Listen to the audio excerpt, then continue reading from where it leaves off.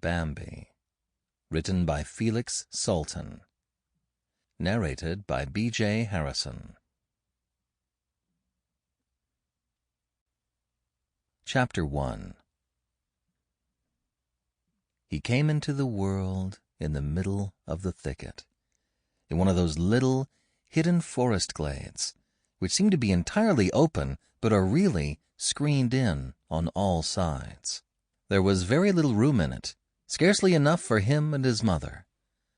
He stood there, swaying unsteadily on his thin legs, and staring vaguely in front of him with clouded eyes which saw nothing. He hung his head, trembled a great deal, and was still completely stunned. "What a beautiful child!" cried the magpie. She had flown past, attracted by the deep groans the mother uttered in her labor. The magpie perched on a neighboring branch. "What a beautiful child!" she kept repeating. Receiving no answer, she went on talkatively. "How amazing to think that he should be able to get right up and walk! How interesting!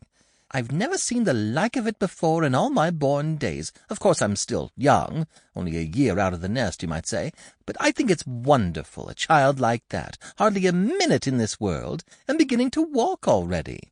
I call that remarkable. Really, I find that everything you dear do is remarkable. Can he run, too?" "Of course," replied the mother softly. "But you must pardon me if I don't talk with you now. I have so much to do, and I still feel a little faint." "Don't put yourself out on my account," said the magpie. "I have very little time myself, but you don't see a sight like this every day. Think what a care and bother such things mean to us. The children can't stir once they are out of the egg, but lie helpless in the nest, and require an attention, I repeat, of which you simply can't have any comprehension. What a labor it is to feed them! What a trouble to watch them!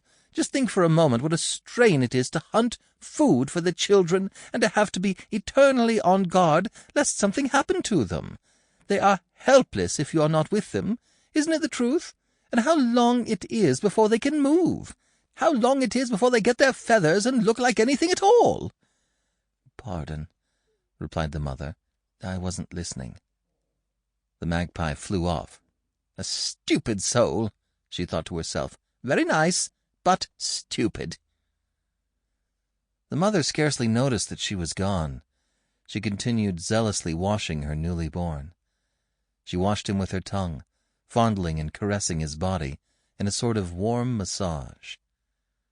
The slight thing staggered a little.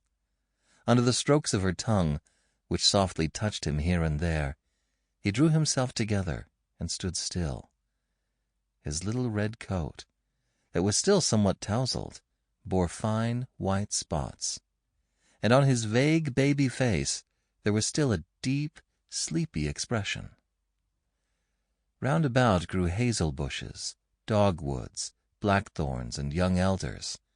Tall maples, beeches, and oaks wove a green roof over the thicket, and from the firm, dark-brown earth sprang fern fronds, wood vetch, and sage. Underneath, the leaves of the violets, which had already bloomed, and of the strawberries, which were just beginning, clung to the ground. Through the thick foliage, the early sunlight filtered in a golden web. The whole forest resounded with myriad voices, was penetrated by them in a joyous agitation. The wood thrush rejoiced incessantly. The doves cooed without stopping. The blackbirds whistled, finches warbled, the titmice chirped. Through the midst of these songs the jay flew, uttering its quarrelsome cry. The magpie mocked them, and the pheasants cackled loud and high. At times the shrill exulting of a woodpecker rose above all the other voices. The call of the falcon shrilled, light and piercing, over the tree-tops, and the hoarse crow chorus was heard continuously.